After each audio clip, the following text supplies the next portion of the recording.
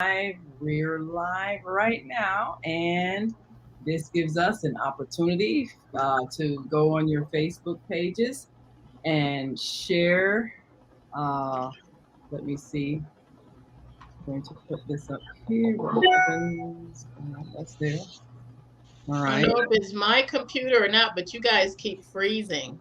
Really? It It might be might be yours. yours. You froze.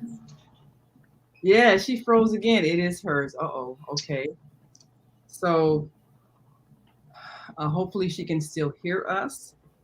So yeah, I discovered I'm going to just have to get a new mouse because so all the music and everything is on the other computer, and there isn't any way for me to do anything about that. So we are going to at 5 o'clock um, start the intro. I was trying to even see if I could pull up the. Let's see. Oh, you know what? I will take everybody's face down, and then we'll just see the Three Black Moms logo. And then, uh, because I don't have the opening, what I'm going to do is pull up Barbara, pull up your face. You'll say, I'm Barbara. And then I'll pull up your face and you'll say, I'm Cheryl. I'll pull up my face and I'll say, I'm Naima. We're Three Black Moms. And today is our first live show. And we're going to be talking about how well do you know your child? Um, Now, what I was going to talk about was, things like if they were missing, would you know who to call? Do you really know what their interests are, their activities? Do you know their friends? Like to be a teenager, or do they still communicate with you, or do they, you know, seem kind of sullen and uh, seem like they ignore you when you're talking to them? If they're a young adult, do they still check in with you, or you Well, know? let's not get so far into the weeds with all of that for the intro because we want to bring Dr. Debbie in as soon as possible so she can Okay, help talk through these things. okay, I'll do a short intro on how well do you know your kid. Uh, do you know your do you know your kids' friends? Do you know what their parents' names are? And it depends. I mean, when they're little, you tend to know those things, and as they get older and go away, farther away to school or even high school, a lot of times you don't know their friends because you're not picking them up and dropping them off. So, and then you can come back in, and then you can introduce Dr. Debbie about the whole thing with getting to know your children you know and and how hormones really make a difference because when they're teenagers and they don't want to communicate. yeah, because a lot of parents take when their children stop talking to them, Yes. and they feel bad because they feel like, oh, what happened? They don't love me anymore, or whatever. Hmm. Let me see. Let me make sure I got this graphic. I got the Three Black Moms graphic. Okay, got that. And let's see. And it's how well do you know your children, right? How well do you know your children? You could probably pick up a mouse at the CVS even. Yeah, yeah, that's possible. If I don't go to Microsoft, I probably could go to. I'll take it with me, so I'll just make sure I get the exact same kind. Okay, how well do you know your children? And then we have our information there. Okay, so yeah, we got that. All right, so that works. So yes, so yeah. Um, so I'm sorry we won't see our wonderful opening this time, but that's okay. That's okay. So you remember you did hear how I said we are going to do that. Barbara, I'm going to bring you up. You're going to say I'm Barbara. I'll bring up Cheryl. She's going to say I'm Cheryl, and bring me and you, and I'm going to say I'm Naima. And we're Three Black Moms. This is our first live show, And the topic for the day is how well do you know your children? And then, Cheryl, that's when you start talking. Mhm. And then you're saying our guest today. But after you get done saying what you got to say, then you say our guest today is Dr. Debbie Green. No, I want you to introduce her. Okay, all right. Okay, so after you get done what you have to say, then I'll introduce her. Okay. Right. So Is yes, it okay if I wear my glasses? if you need to see, Yeah. Yeah. Okay. I gotta Usually I wear contacts, but I gotta find my glasses. I got the broke ones, and I'm only looking all like broke person. Oh, Yeah. in that case, I'm gonna wear. Yeah, because I don't want to all be on the screen doing this. Well, that's why I'm not wearing. Yeah. Look. Oh yeah, you look like Why don't you somebody. wear something with the googly eyes, Barbara? Good grief. If I could find my Halloween stuff. You don't have time. You're a therapist, right? Is a therapist or counselor? What title is it? How is it therapist? Counselor? What should I call you? Therapist, counselor? What should I call you? Oh, I'm a therapist Therapist. That's and better. yes, and a life coach.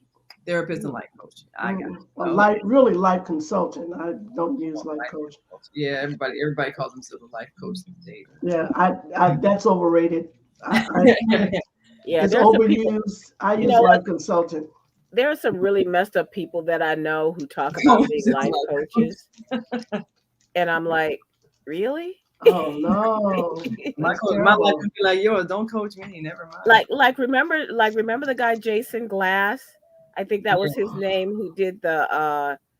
He was one of those that was disgraced. Used to be a New York Times reporter. They found out he was faking all these stories, and then he had the nerve to say he was going to become a life coach. I says, please. Can the Follow my life and do not do what I did. Yes, exactly. I says, yeah, be a cautionary tale. Yeah, so what not to do. Okay, so let me see. I'm trying to make sure I have this on Facebook. I'm trying to pull this up on Facebook here. Three Black Moms. I'll find it. Three Black Moms. Three Black Moms. I tweet. You tweet it out, all that. Oh, okay, yes, here we are. Okay, so now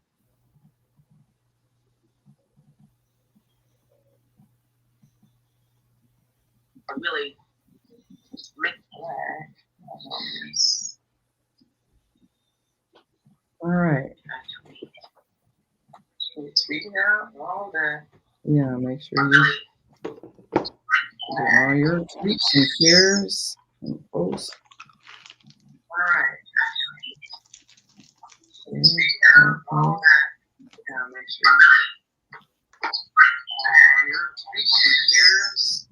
Posts.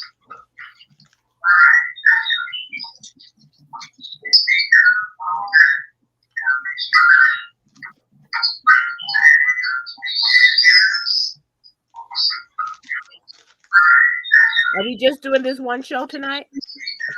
I don't know if you wanted to do the other one. How well do your children know you? Oh, okay.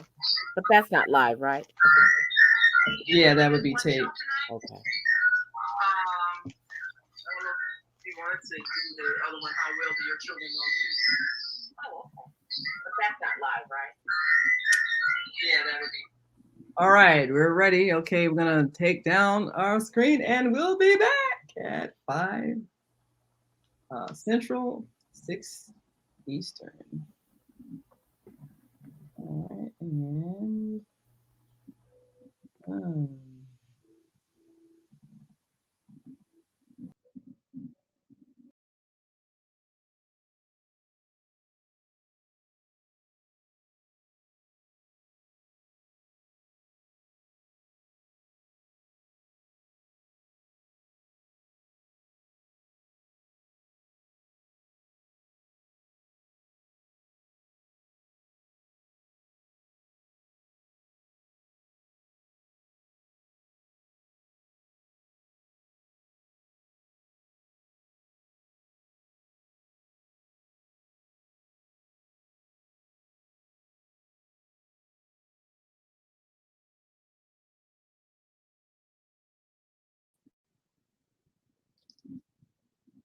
Hi, I'm Barbara. I'm Cheryl. And I'm Naima. We're three Black moms, and this is our first live show. Welcome, everybody. Today, we're going to talk about how well do you know your children? You know, it's a funny question too, because when they're little, you know everything about them. And because you're dropping them off or picking them up, you know their school friends, you probably even know the parents. And then something strange happens as they get older. From middle school to high school and even in college, you start not knowing your kids' friends. They start to become monosyllabic, they don't answer questions, and you don't want to pry, but you kind of need to know. So, how well do you know your children, and how well should you know your children? Well, there are a lot of changes that happen when they reach those tween and teen years. And we don't always realize that some of it is actually neurological. So, our guest today to give us some insight about what really happens in the minds of our children is our good friend. And of course, she is a therapist and a life consultant to help guide us through that process of motherhood, Dr. Debbie Green. Thank you for joining us today on Three Black Moms. Oh, wonderful to be here with three Black moms. Absolutely, absolutely. It's amazing how children are become. We say we raise children, but actually we rear them. Okay, so which means that they come in these wonderful package bundles of love that grow into this beautiful person. Well, that's what we want to happen, don't we? Okay, so but the overall thing about this is I was listening to your show the other day and was trying to kind of get in there to add this and add that. So that's why I reached out to Naima. I said, I think they may want to know a little bit about this. Mm, The biochemical side of adolescence, but more so as we go from child to adolescence to young adults, and it's all different processes, different mental processes as well as emotional processes. As I was telling Naima, when they are young, under the age of 10, they're pretty moldable. I mean, they should be. Of course, they have to go through the terrible twos. Once they get over the terrible twos, then between 3 and 10, they're very moldable. You can actually guide them, if you have what they call not a real strict, but a steady, consistent, repetitive, upbringing, as one would say. So once that's done, then we teach our children how to be codependent, by the way. Okay. So, which means we always tell them what to do, how to do it, how long to do it. And they go through this society learning codependency. How does that interrupt a child's mind? Oh, tremendously, because it's not actually taking the control of itself. So, to make a long story short, again, between birth and usually 10 years old, they're very moldable. Between 10 and 15, they're not even listening to you. mm. They're in their own worlds. They're literally in their own worlds. Hormonal balance imbalances are constantly moving, everything is transforming from just a child to a young adult. So in those between years, between 10 and 15, they're in their own worlds virtually. They're in their virtual world. So you always wonder about, okay, little Bobby, didn't I tell you to go wash the dishes? Wash the dishes. And okay, mom, but he goes right back to what he's doing. Because mom didn't actually say wash the dishes at 3:15 Yes. approximately.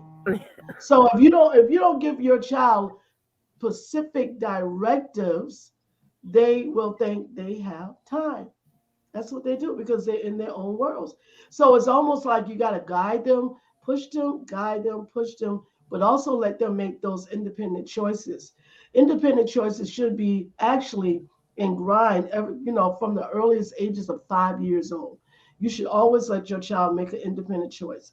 I don't care if it's choosing what type of candy they want to eat, which don't feed them too much sugar, of course, but choosing food instead of, okay, here's your plate of food, sit to the table and eat it.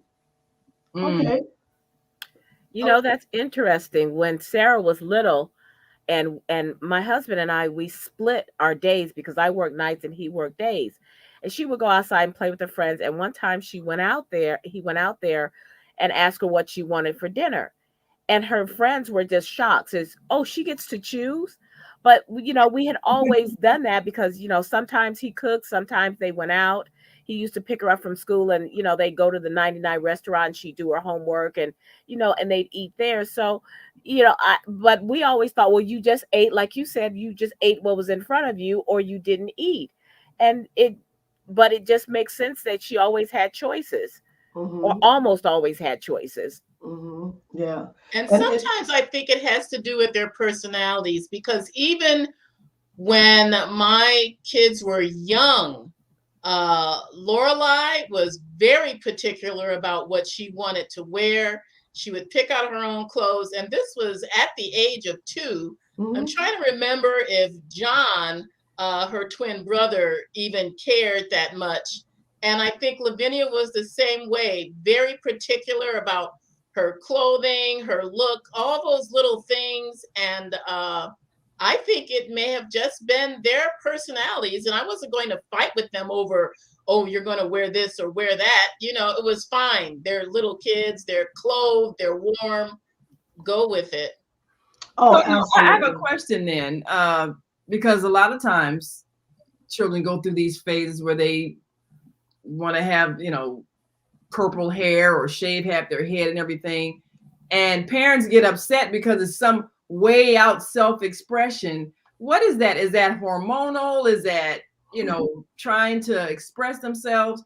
What is that when we're seeing behavior that we can't explain?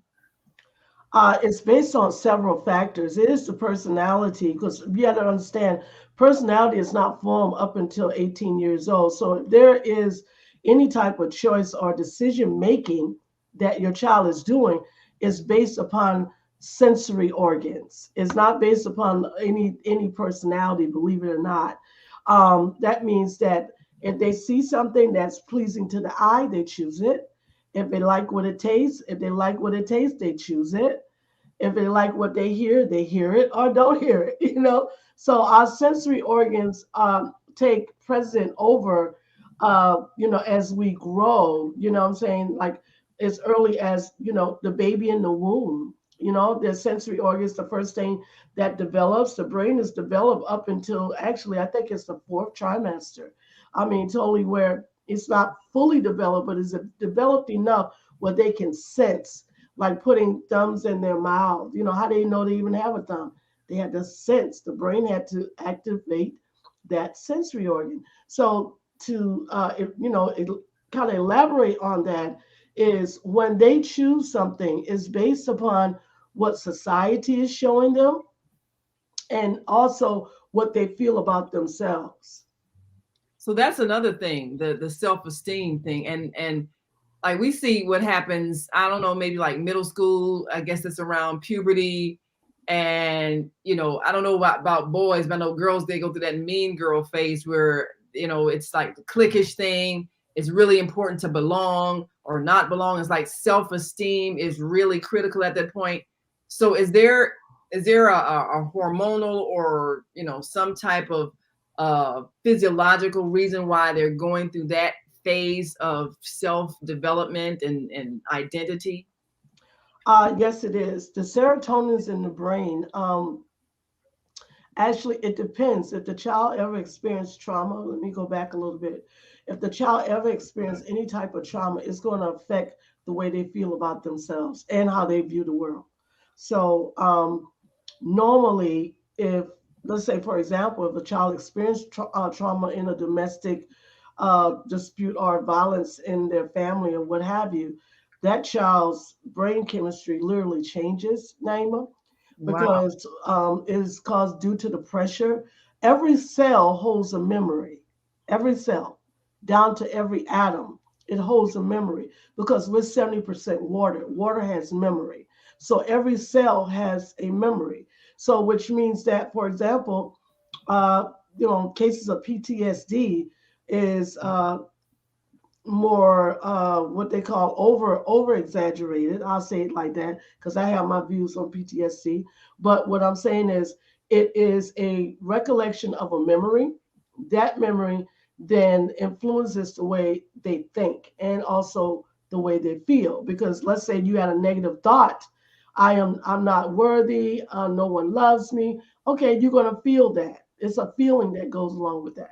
So if they feel that on a regular basis, if they start uh, getting, feeling what they call self defeat, start self sabotaging and self destruction, everything is time and frequency. So which means that they did it like let's say 4 times a day. Okay, that's 4 times a day times 7 days a week. So in other words, the brain is literally being trained to think and feel this way. You can tell them all day long, oh, I think I love you, I appreciate you, you're the wonderful. But if they're constantly feeling that way, then they're literally training themselves how to not accept that love. So we call that self sabotage, which is pushing away, self defeat, which is the thought patterns. And usually they'll come out and say, oh, no, you don't love me. Oh, yes, I do love you. So why would a person not receive love? Because they don't love themselves. So children, they do this again, experiencing some type of trauma in the home, where a person might have gotten in they might have said, oh, you're a bad child. And I always tell parents, never tell your child that they're bad. Right. They said, oh, you didn't understand something this time, didn't you? I Mm. saw that you did it again. So tell me why you did it this way and not the way I asked you to do it. You should help them to analyze their thought because the human brain in a child is not developed until it's actually 24 years old. So the frontal lobes and rational, they have no filter. Okay, let's get that out of the way. Right here, from here to here, rationale, reasoning, logic. Nah, I don't care if you wrote it down, you said it a million times, it still won't get there. You got to help them and assist them to get out of their feelings first so they can use their brain. Wow. Well, Doctor, Dr. Green, I have a question. Do Yes, you ma'am. feel that a child that maybe has gone through this type of trauma or any type of woundedness, can that be changed? Say, if a child is taken out of the home and put in a foster home or adopted, does the Oh, oh, she froze. change environments? there we go. Oh, well, yeah, yeah. Will a change environments help a traumatized child? Yeah, It Or will. hurt. or hurt. Yeah, yeah, It because sometimes will to a can be certain hurt. Yeah. degree because remember, the biological parent, children have to have what they call nature nurture experiences. So if the biological parents are not there, there's still going to be a missing component. Mm. Even though you could take that child who never experienced anything, put it in another environment over a period of time with consistency and repetition, yes, you can change the way that child feels. However, there is a part as the child gets older, they're going to know that there's something missing, whether they want to or not, because that's the way it is. Doctor, I have a question also because you had said something about, you know, when people tell their children that they're bad. Do you find in our community, the Black community, that we have to work a little bit more about the negativity that we have telling kids that they're bad? I remember there was a young woman who had a toddler, and he was very curious, and she kept saying, oh, he's just bad. I says, no, he's doing age appropriate things. He's actually quite smart, and he's curious, and this is what he's doing. Don't tell him that he's bad. But I find in our community, we, well, a lot of us grew up with that kind of feeling of, you're stupid, you're ugly, you're bad, and what can we as a community do to heal ourselves so that we don't keep revisiting that same trauma to our children? Well, I always say love is the natural cure. And it's unfortunate that some parents is struggling with self-love in themselves, and they transfer this to their children, Mm. and by words, actions, and behavior. When I am counseling families, especially Black families, I often tell them that if you keep asking your child what's wrong, that's all they're going to focus on is what's wrong. So instead of asking them what's wrong, ask them what's right today. Hmm. Even if you see them do something that is out of, the ordinary, or it's a repetitive action, because I don't call it, and when you reprimand with understanding. You don't reprimand with what they call the feeling part. Like, okay, most Black families attack your feelings. They don't try to help you understand anything. That either, because in our minds, because we were raised this way, believe it or not, this is all from our generation. According to the word of God, it says spare the rod, spoil the child. So there's never an opportunity where we can just say, okay, is little Johnny, is he, what makes him misunderstand what I'm trying to get him to understand? That's because if the words that come out and said, you're just bad, you don't never listen. And we hear that so many times. You never listen. I keep telling you over and over again, Yeah. and you do just And the so opposite. hard-headed. Yeah, So, all the all time. right, our words are power, aren't they? Hmm. Absolutely. So you speaking over your child. You Mhm. speaking over your child, and you telling them what to do, and it is going into that ear gate, activating in that sensory organ. And they say, okay, mom just thinks I'm bad. Ain't no use to me being good because I'm always a bad child. Yeah, Right. that's So we have to change our words. That's what I'm telling you. We have to change our words, our logo, our jargon to meet the need of our children's, mental capacities. I have another question. Oh, and thank you to our sister Zelda. Says, "Wow, grand evening, Queen sisters. What a wonderful way of explaining the trauma still within us. Sounds like the issues in our tissues, and like you said, Yeah, every cell has a memory.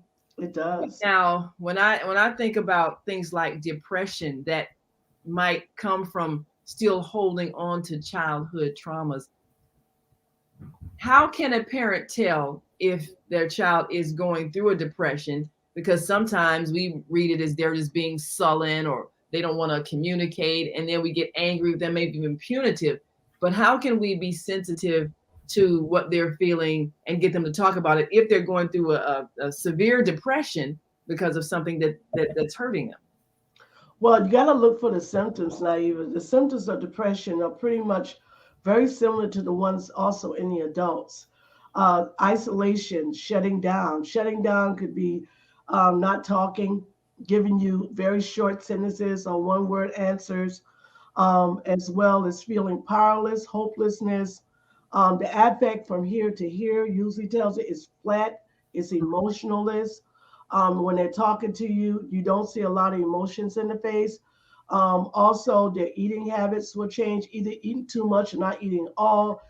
Sleeping habits will also change, either sleeping too much or not sleeping at all.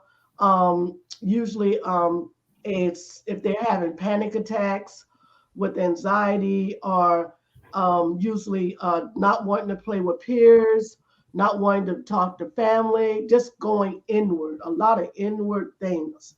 So a lot of times parents think, oh, that's right, she's up in her room. She's been in there all week. Okay. All right. So that's what she does. She comes home from school, goes straight to the room, doesn't, barely eats. Because guess what? They're not paying attention because they working, everybody working in the house. They're going on. This is a latchkey kid. All Mm, right. So she goes straight to the room every day, not knowing that she's going through depression because she's a good chance she could be bullied at school. wow. If she's Yeah. bullied at school, that's going to make it worse. I really feel she's already depressed, but she's really feeling depressed, and that just adds to the depression. And most families don't realize it until they start self-harming. We call it cutting, Mm-hmm. Wow. self-mutilization. They start cutting, and now because of our society, psychological evaluations, they don't even see that as something of normal anymore, guys. Guess Yeah. what? You cannot be hospitalized if you're cutting yourself up. Oh, Mm. unless it's past the subcutaneous. Oh yeah. Oh, If I wow. see some blood, oh that's right. I'll wait till it gets really worse, and then you could come to the hospital, and then you get evaluated. Otherwise, oh no, you're I gonna want get to turned around. also, yeah, I want to also ask, does this present differently depending on the gender of the child? Because I just noticed in males, they tend to present as anger Hmm. Yeah. more. And I remember there was a an Oprah a long time ago when they were talking about the teenage boys that would like, well, school shooters, those kind of things. But they said, well, if they can't cry tears, they cry bullets. And so, Ooh. what should we, when we're talking about, because our subject is how well do you know your child, or your children, what should we be looking for in both boys and in girls? That, if the, are they angry more, or what are we looking for? What should be, I mean, we should always be concerned. When should we, start really reaching They out? need help, maybe. Yes. Right. Well, with Fine. the male gender does hold hidden anger inside. And they, again, you got one or two. They're either going to be defiant or shut down. Defiant, ODD, opposition defiant disorder. When they are coming out, they may be hitting walls, they may be hitting their head. Ooh. Okay, they may be battering one of their siblings.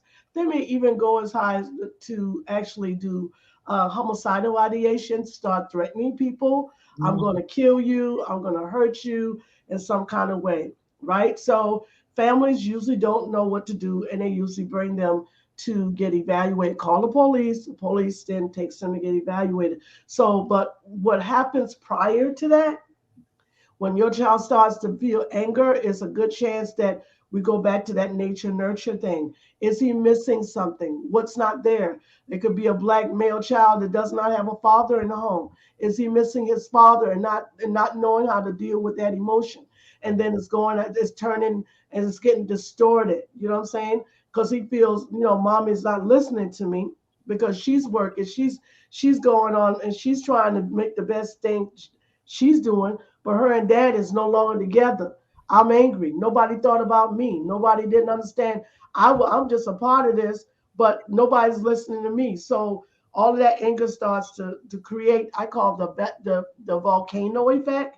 Underneath it's balling, balling, balling. And just one day it just erupts. There it is. Most people that have major depression, reoccurrent or even episodic, have suppressed feelings. Feelings are words they wanted to say and can't say them, or don't know how to say them, don't know how to express them. Because again, our children's frontal lobes are not fully developed, so they can't analyze. Well, if I tell mom this, then what she's gonna do? No, ain't no analyzing nothing. They're Yeah. just holding in, and the more they hold it in, is the stronger that energy becomes, and it's self-destructive. So, is there a way to get such a person to speak up? Because usually you say, like you say, what's wrong? And they're nothing. And so, how do you get out of that cycle of non-communication when someone's holding anger? As early as 3 or 4 years old, when they start saying the words, you need to say, I'm listening. I'm Oh, listening. I don't care if you may not understand every word. That's all right. I'm listening and I'm here. Those words right there hold a lot of power. I'm listening and I'm here. I may not understand what you're going through, but I'm listening, I'm here. And they need to be told that very, very early.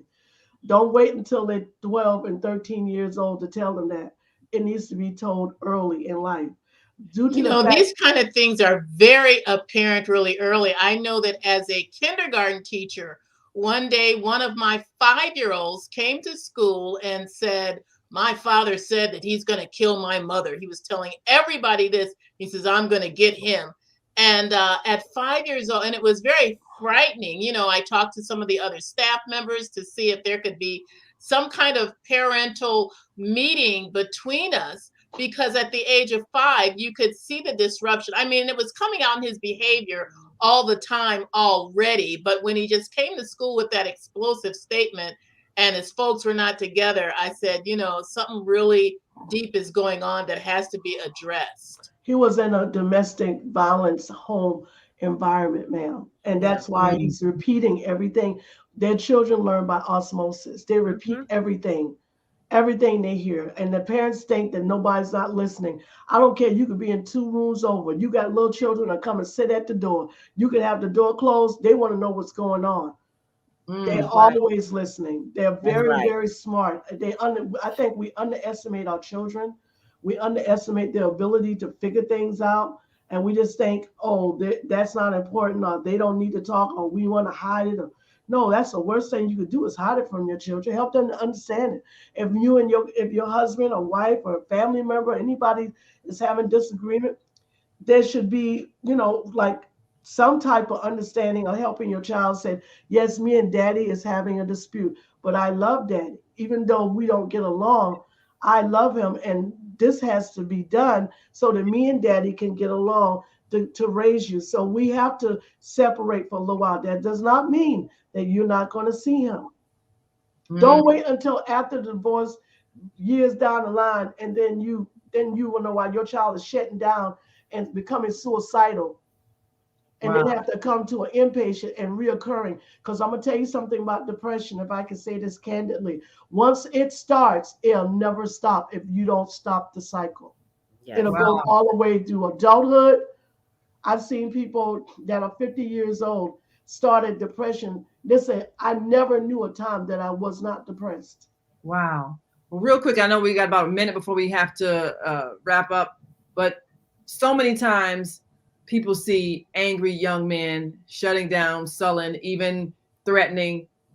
What is a better response than calling the police and having it turn into a crime situation or Getting them juvenile in the delinquency system. situation or getting them in the system? What's a better way to respond when we see a person in crisis and speaking violently?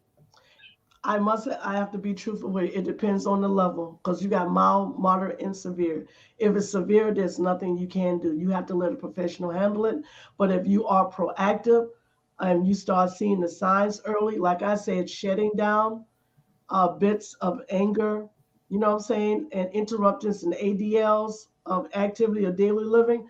Now you need to start doing something. Don't wait until it becomes to the point where it becomes so volatile that that person can't hear you. No matter how much you tell them that you love them or you hug them, they'll just push you away because at that point, their minds is already, in a whole nother space and time. They're on autopilot. That's why I call it. They're not even making any conscious decisions anymore. Whatever damage has been done, that's what you're doing. You're facing it. And the only time you can do damage control is to be proactive. Wow. Well, thanks so much. Y'all Well, need to have this again because I'm telling you, Yeah. yes, families need to know this. Naima, I'm pushing yes, myself to write these books. I got to make yes. time to write these books Critical because information. Definitely. Well, listen, psychiatrists and psychologists they don't want to tell you the unadulterated truth because they want to keep our children on medication. That's a oh, Yeah. whole another topic, y'all. Oh, absolutely it we'll is. have So to come back with that one. Well, we want to thank you all for joining us and listen every Thursday to Dr. Debbie on Soulful Solutions with Dr. Debbie on the Female Solution Radio TV show every Thursday, 7 a.m. Central, 8 a.m. Eastern. And you definitely want to listen in at www.blogtalkradio.com/the-female-solution. it's Listen, been an honor. it's been great. We thank you so much. Thank you. Absolutely. Thank you. Thank you. Thank you. I'm Naima. I'm Cheryl. I'm Barbara. We are three Black moms. Bye-bye. Bye. Bye.